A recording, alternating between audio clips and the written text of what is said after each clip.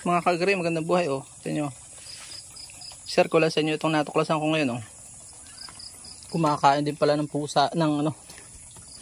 Ang pusa ng durian oh. Grabe oh. Yan oh. Ito yung aming pakihang magulo na. Kain siya oh. Okay, kain minging. Hindi lang pala tupang kumakain yan no. Kain din ng mga pusa. Kain ka lang, kain. Iwas high blood. Ito pa.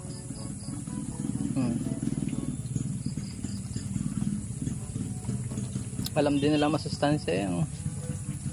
Kung sa tiyahin ko nga, nasabi niya sa akin nangangain din ng avocado. Tinesting kong ayaw. Yung kapatid niya.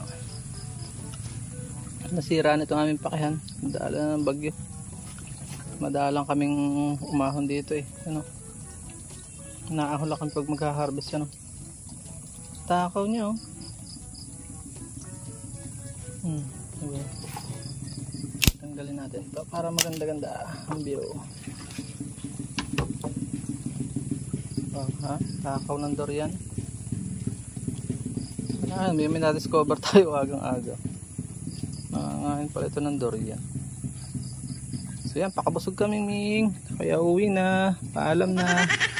Paalam na po sa inyo mga kagri. Na-discover ko lang, sinishare ko lang sa inyo. Ano? Takaw niya oh.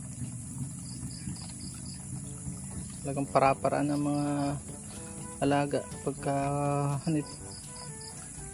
Takot silang magutom yan. Iwanan ko sila, nadalhan ko lang sila dito ng pagkain pagka umaga at hapon.